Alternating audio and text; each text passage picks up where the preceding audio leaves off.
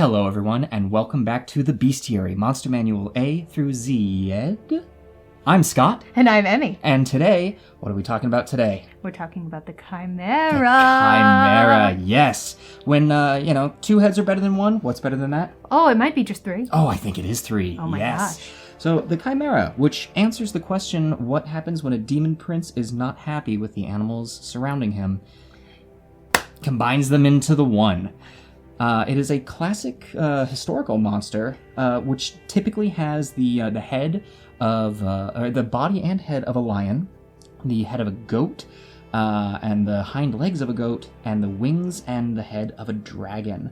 And I think that the Monster Manual has done an excellent job of depicting that here. You know, when you think of Chimera, classically, this is almost exactly what you imagine. We've got this red dragon with the wings, this kind of sad-looking goat head that's just kind of lobbed on there. I don't know what it is about this goat that's so pathetic to me. It doesn't look like he wants to be there. No, of all the critters here, he definitely looks the most unhappy. Help me! And the claws on this lion part here for me are so active. They're out. He's coming for you. I love the color on his mane, especially. You can see that he's just kind of lit up.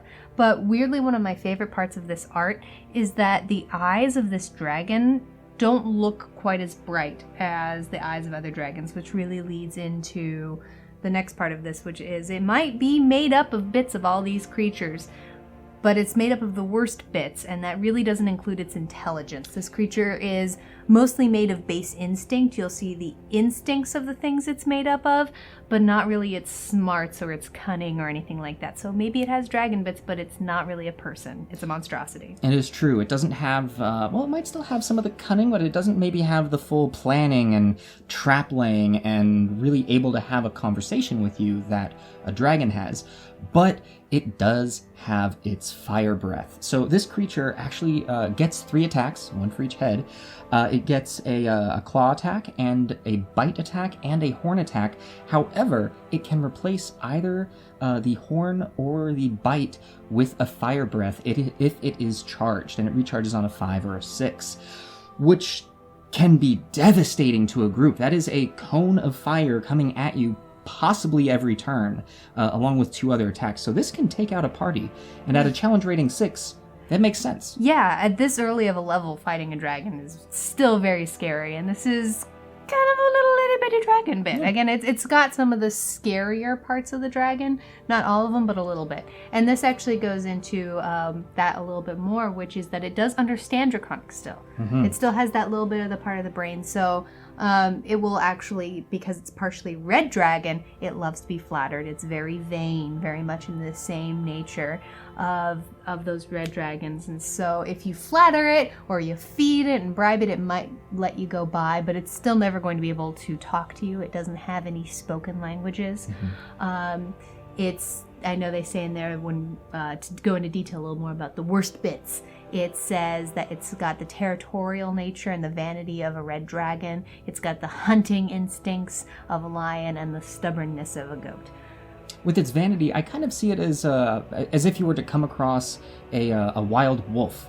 That, yeah, it's a beast and it's got that primal instinct, but it is kind of a dog at its core, and if you just go in there going, "Ooh, who's a good boy enough, it might like you enough to let you go. And if you have treats in your pocket, that might help as well. Perform animal handling on the Chimera. See how that goes. Oh man, that might not go well at all. Now, one of the things I love about this from a DM's perspective is the options that you can play with this. Yes. Because in particular, we talked about the parts that create this, but here very specifically it is worded that a typical specimen is comprised of these, which means that it doesn't have to be lion, goat, dragon. You can mix and match this into whatever sort of creature you would like to tell your story, and each one could maybe live in a different environment.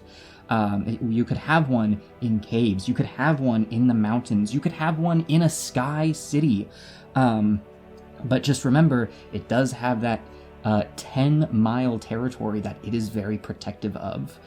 Yeah, no matter what, I would definitely look at some more territorial beasts and critters, but you could play with maybe some other colors of dragons, other animals, things like that you could play in there. Because remember, this is what Demogorgon found around him and just kind of moshed. So yeah, you got options. And the other thing is that's not mentioned in there that I can't help but think about is what's the breeding life of these chimeras like, because obviously Demogorgon isn't just wandering around the material plane just making chimera anymore. The first ones were made a very long time ago. So maybe you've got some weird mishmashes happening there about the breeding cycle of the chimera. It's a dark and weird place and it's got a lot of awful sounds, but you know what? You kind of got to consider it when you're thinking about making one. With a creature this horrifying, I think it's very appropriate that every part of its lifestyle is horrifying. Thank you so much for joining us this week on The Bestiary. If you could take 3 monsters and mash them together into your own personal chimera, what would you choose? Let us know in the comments below and we'll pick the weirdest ones. If you like this video, hit that like button and subscribe to our channel for more nerdy content. If you'd like to watch more of the Adventurers Pack, you can click here and here. Remember to hit that bell icon so you can be notified whenever a new video comes out. And join us next week when we get our little pincers on the Chewel.